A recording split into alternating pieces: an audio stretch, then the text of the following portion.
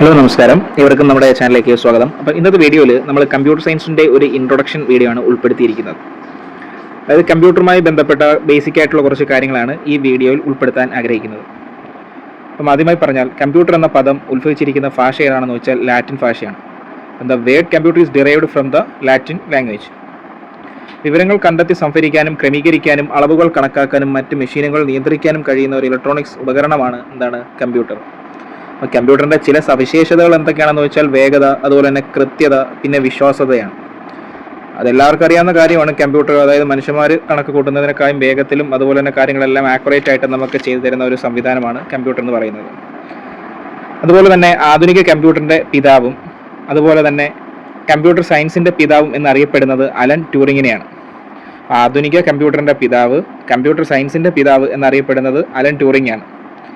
Computer ആർക്കിടെക്ചറിൻ്റെ പിതാവും computer വൈറോളജിയുടെ പിതാവും എന്നറിയപ്പെടുന്നത് ജോൺ വോൺ ന്യൂമാൻ ആണ്. അപ്പോൾ ആദ്യം പറഞ്ഞ ആധുനിക കമ്പ്യൂട്ടറിൻ്റെ പിതാവ്, കമ്പ്യൂട്ടർ സയൻസിൻ്റെ പിതാവ് ആരാണ്? Alan Turing. രണ്ടാമത് പറഞ്ഞ കമ്പ്യൂട്ടർ ആർക്കിടെക്ചറിൻ്റെ പിതാവ്, കമ്പ്യൂട്ടർ വൈറോളജിയുടെ പിതാവ് ജോൺ വോൺ ന്യൂമാൻ ആണ്. ഈ കമ്പ്യൂട്ടറിൻ്റെ പിതാവ് എന്നറിയപ്പെടുന്നത് ചാൾസ് ബാബേജ് ആണ്. അപ്പോൾ Charles Babbage is known as the father of computer. Computer യുഗത്തിൻ്റെ പിതാവ് എന്നറിയപ്പെടുന്നത് വില്യം ഷിക്കാർഡ് ആണ്. വില്യം ഷിക്കാർഡിനെയാണ് കമ്പ്യൂട്ടർ യുഗത്തിൻ്റെ പിതാവ് എന്നറിയപ്പെടുന്നത്.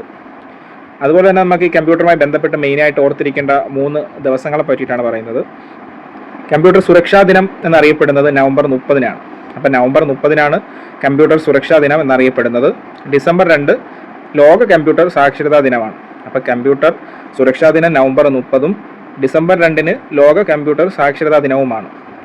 അതുപോലെ തന്നെ ലോക ടെലി കമ്മ്യൂണിക്കേഷൻ ദിനം എന്നറിയപ്പെടുന്നത് മെയ് 17-ആണ്.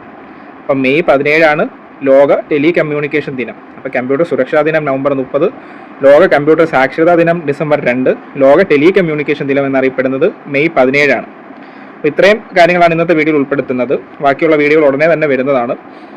അപ്പോൾ നിങ്ങൾക്ക് നമ്മുടെ ചാനലിലെ ക്ലാസ്സുകളൊക്കെ ഇഷ്ടപ്പെടുന്നുണ്ടെങ്കിൽ നമ്മുടെ ചാനലിലേക്ക് സപ്പോർട്ട് ചെയ്യുക.